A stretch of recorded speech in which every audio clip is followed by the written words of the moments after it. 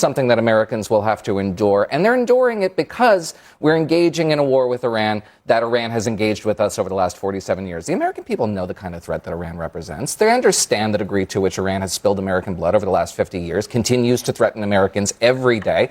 We are beating expectations on manufacturing. I want to talk about tariffs, the reindustrialization of this country, and the fact that we're bringing a lot of those supply chains back. That is going well. In what sense? Jobless in claims what sense? in Because manufacturing output. Jobs We are were a basically net energy flat for the entirety of 2025. Yes, it takes job time. Creation overall, it takes time to build factories. It takes time for job tax creation incentives overall to go for the in. entire Jobless economy claims are the also lowest they've been in basically years. flat.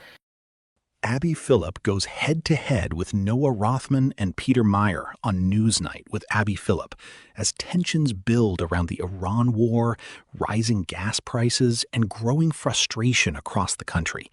And while Rothman and Meyer attempt to defend the situation, Abby pushes back hard, and their arguments begin to fall apart with mixed signals and unclear direction. And as the discussion heats up, the attention shifts to public opinion and the real financial strain people are dealing with, which exposes the clear gap between political talking points and everyday reality. So now let's take a closer look at how Abby Phillip challenges and ultimately shuts down Noah Rothman and Peter Meyer on Newsnight with Abby Phillip.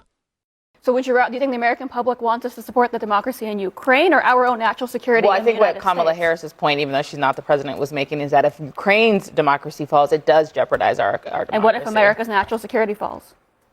They were also arguing that if America's national security would be if I'm stake for understanding Ukraine your as well. Point, I mean, is the argument that it's fine to ask Americans to suffer?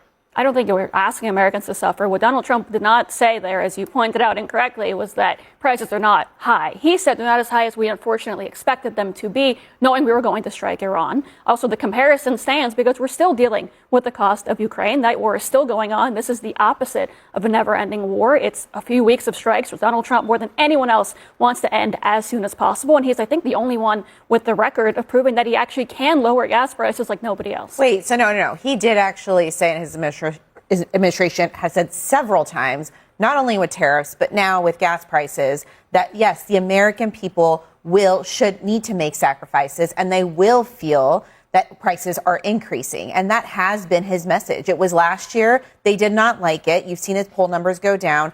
Democrats have been winning in special election after special election, and you're seeing him do it again, which I would say that probably the vast majority of Republican voters in swing districts don't agree with this message as a midterm message heading into the election this November. The other thing I'll say is, I'm sorry, Donald Trump has not pumped gas in 50 years. He has no idea how much. He has ever pumped gas. I'm not sure he has ever pumped gas. And I don't even actually know if anyone in his family has ever pumped gas at this point. But I will say he's not necessarily someone I would take advice on what Americans are feeling and whether or not prices are up. He bases everything on the stock market, and even then he paints a different picture. But yes, he's also saying that he has had the best economy since God knows when, which is also not true. He said in his first term he had an incredible economy. That's not true. And it was. Honestly, it was an incredible economy. He broke records in that first term.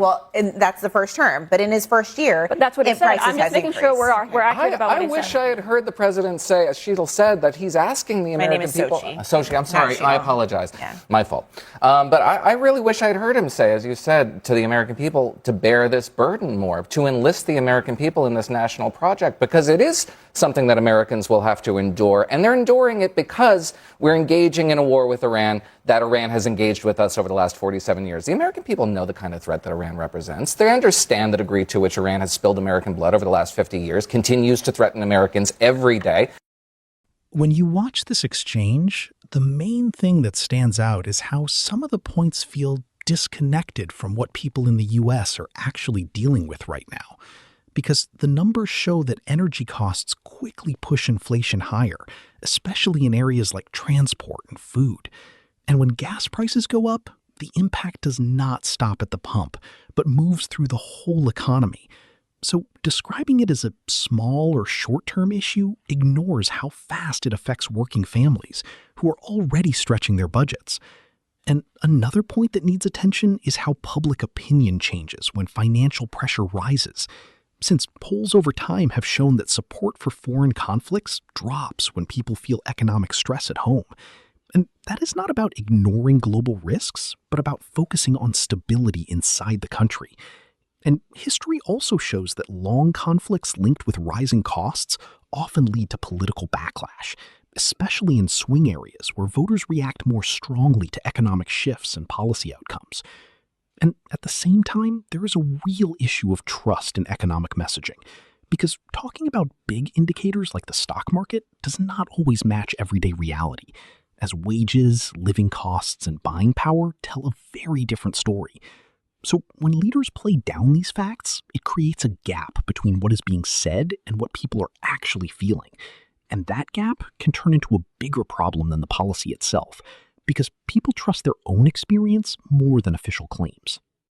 Our national security professionals are very good at interdicting that threat, but the threat is live all the time. And I think the American people would bear that burden if the president was a little bit more honest about it. He has been saying, yeah, it's a journey, it's a sojourn, it's a little excursion. That's just minimizes the nature of the conflict. The nature of the conflict is epochal. We're not talking about November. But we're talking about the next 20 years. They don't approve of it. They don't approve of the war, and that's what we're seeing in the polling. So to Sochi's point, they don't. Americans, majority of Americans, a pretty large majority of Americans don't approve of the war.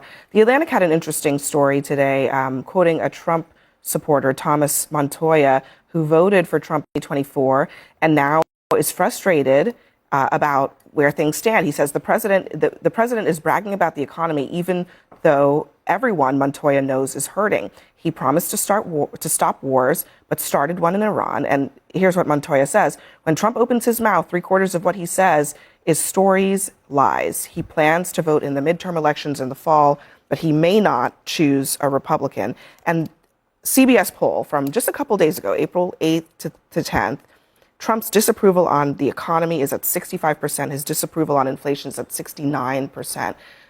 It does not seem that Americans are willing to give him a buy on this because they think Iran is such an important threat that they're willing to sacrifice for it. They're just not. No, and they're also hearing every single night how terrible things are. The sky is falling. The manufacturing reports that were released today from the Philadelphia Fed and yesterday, the Empire State reporting, we are beating expectations on manufacturing. I want to talk about tariffs, the reindustrialization of this country, and the fact that we're bringing a lot of those supply chains back. That is going well. In what sense? Jobless in claims. What sense? In because manufacturing output. Jobs we were are basically net energy flat for the entirety of 2025. Yes, it takes job time. Creation overall, it takes time to build factories. It takes time for job tax creation incentives overall to go for the in. entire Jobless economy claims are the also lowest they've been in basically years. flat.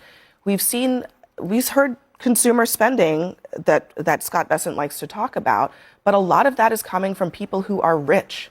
Rich people are spending a lot of money right now. Poor people do not have a lot of money to spend. And so I think the point I'm trying to make is you can look at a lot of different statistics, but Americans are being crystal clear. They are not confident in this economy. And I think there's a lot of reason to suggest that the pain is not evenly distributed. And if the White House doesn't want to acknowledge that, they might be making a political mistake. I mean, again, I'm getting back to jobless claims, manufacturing output, the fact that right now the U.S. has gone to a net exporter of petroleum for the first time since World War II. Our natural gas prices are at the lowest they've been in 3 months. They're at historic lows across the board. Meanwhile, in Europe, they've skyrocketed. And we are exporting more LNG than ever before. Thank God the Biden administration couldn't continue their idiotic pause on LNG export facility permitting. I'm saying, yes, I get it. Every night we're talking about gas prices are too high. They're 50 cents higher than they were 2 years ago. They're $1 lower than they were 4 years ago. They're too high. I hope they go down. They're trending down with where the oil futures are going and where we can expect them to be in the coming months. And the administration wants them to be there, too. What really stands out in this discussion is the gap between high-level data and what people actually feel in everyday life. Because while leaders may point to things like energy exports or selected economic figures, consumer sentiment keeps showing that confidence falls when inflation stays high, especially for basics like food, rent, and transportation. And even if some numbers look stable on paper, real buying power tells a different story, which often shapes public opinion more than headlines or positive forecasts.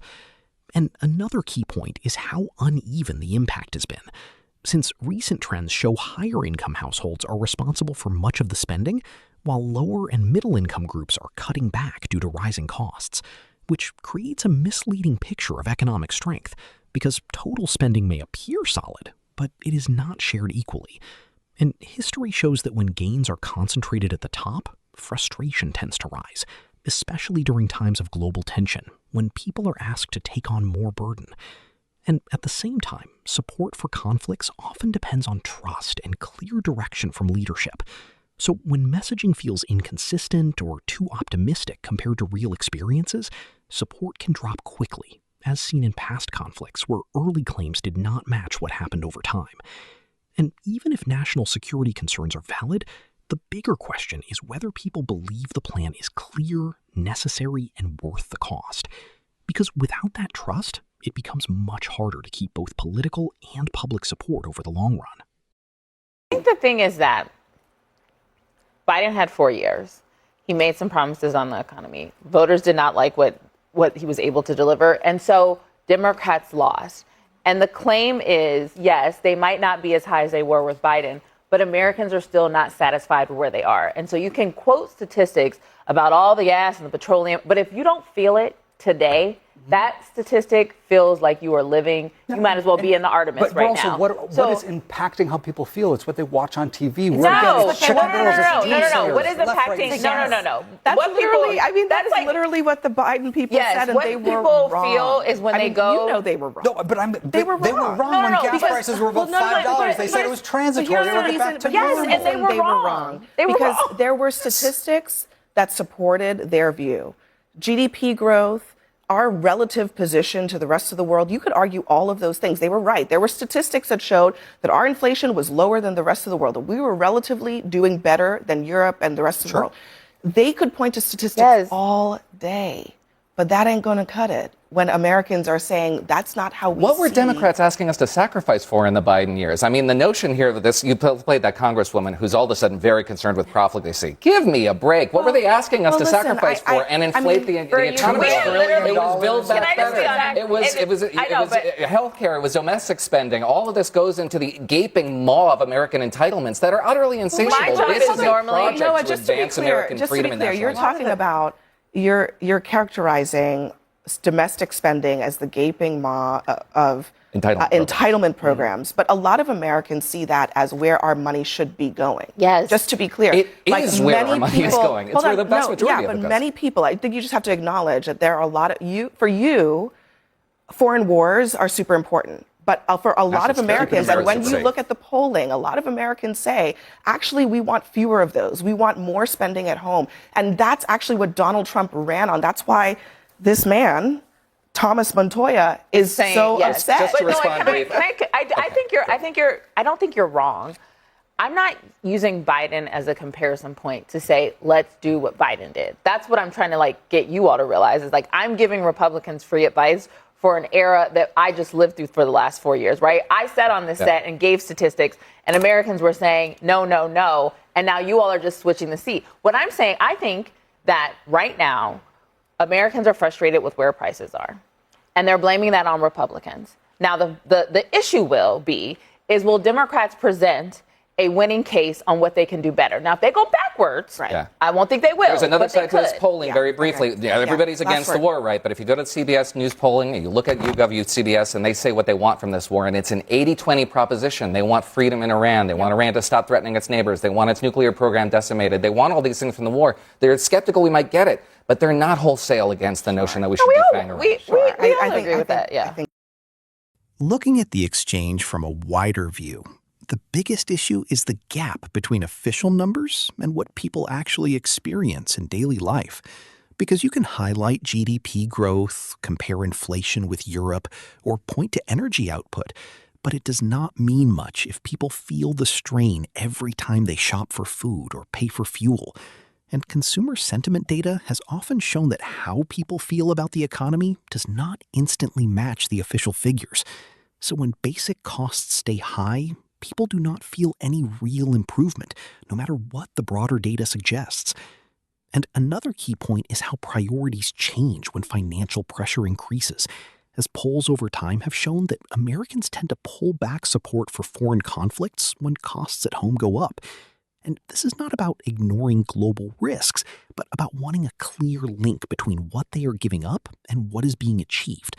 So when that link is not clear, frustration builds, especially when promises about avoiding long conflicts or improving the economy do not match real-life experiences. And at the same time, there is a difference between agreeing on general goals and trusting the plan to reach them, since many Americans support broad aims, like reducing threats or stopping nuclear escalation, but that does not automatically mean they agree with how those goals are being pursued. And history shows that public support depends on clear communication, consistency, and real results. So without those, even well-meant policies can quickly lose support, which means the real concern is not just the goal, but whether people believe the current approach can actually deliver it.